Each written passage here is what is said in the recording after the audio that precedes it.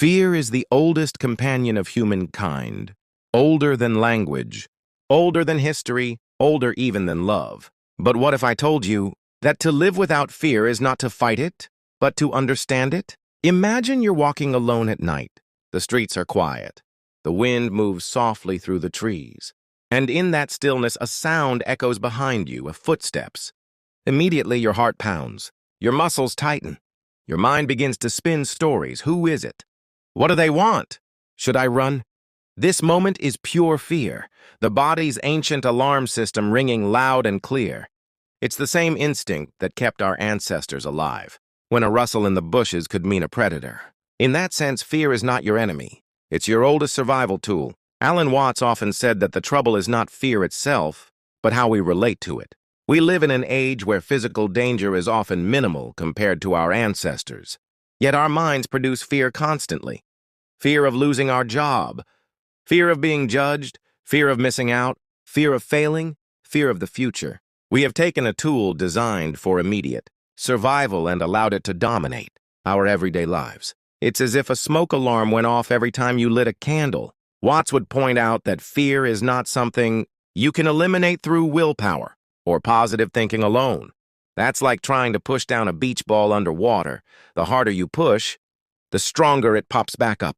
The real path to living without fear begins with seeing it clearly, not hiding it, not fighting it, but watching it like a scientist watches a butterfly. What is it made of? Where does it come from? When fear arises, ask, is this a real present danger? Or is it a projection of my mind? Is there an actual tiger in the room, or am I imagining one in the shadows? Most of the time, you'll find that the tiger isn't real. It's a ghost from your past, or a story about your future. And ghosts can't hurt you, unless you keep running from them. In the next part, we'll explore how Alan Watts suggests meeting fear directly, and even making it your teacher. The more you run from fear, the bigger it grows. But turn around and face it, and you may discover it was only smoke. Picture this. You're standing on the edge of a cliff, looking down at the ocean far below. Your knees shake. Your mind screams, "Step back! It's dangerous!" Yet you also feel the pull, the beauty of the horizon, the thrill of being alive in that moment. Fear is often the tension between safety and possibility, and most of us choose safety, even if it means living smaller lives. We stay in jobs we hate, relationships that drain us, and routines that numb us simply because fear whispers, "Don't risk it." Alan Watts taught that fear loses its power when you stop resisting it. The very act of running from fear feeds it, like a shadow that grows longer the more you try to escape.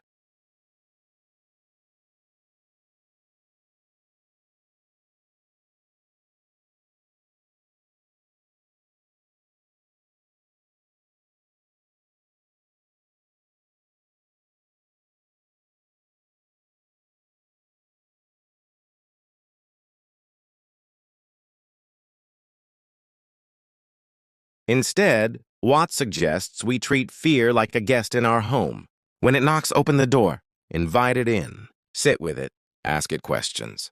Where did you come from? What are you here to teach me? This doesn't mean acting recklessly or ignoring real danger. It means acknowledging fear without letting it be the driver of your life.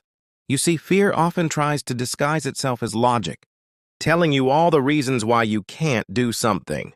But behind that logic is usually a much simpler truth. You are afraid to be uncomfortable. Watts believed that discomfort is the gateway to growth. Just as a seed must crack open to sprout, we must step into spaces that challenge us if we wish to expand. And fear is simply the doorman standing there, asking if we're serious about going in. So the next time fear rises, before a difficult conversation, a career change, or a leap into the unknown, don't push it away. Breathe. Feel it fully. And then step forward anyway. In the final part, we'll explore how to move beyond fear entirely, not by destroying it, but by dissolving the illusion that gives it power. Fear cannot survive in the present moment, here and now, and it has no breath. Alan Watts often pointed out that fear is never truly about the present. It is always about something that might happen in the next moment, next week, or next year. Even when we say we're afraid, right now, what we really mean is, I'm afraid of what's about to happen. But the present moment is whole. complete.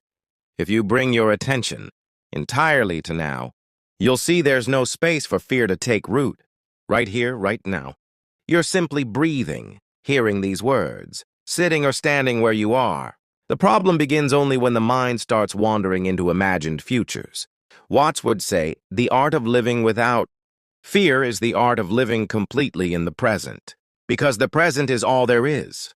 This doesn't mean ignoring plans, responsibilities, or challenges. It means realizing that your thoughts about the future are not the future itself. They are shadows, sketches, guesses. And yet, we treat them as reality, letting them govern our emotions. To live beyond fear, begin a daily practice of coming back to now. This could be as simple as feeling your breath for a minute, noticing the weight of your body on a chair, or really tasting your food. The more you ground yourself in the present, the more you see that fear is a mental habit, not a permanent reality. Finally, Watts reminds us that life itself is uncertain. There is no way to control everything. The attempt to eliminate uncertainty is what creates endless anxiety. When you accept that uncertainty is the natural state of life, that it is, in fact, the source of all adventure, fear loses its sharp edges. To live without fear is to live as if you are surfing a wave. You do not control the wave. You cannot stop it or predict its every movement.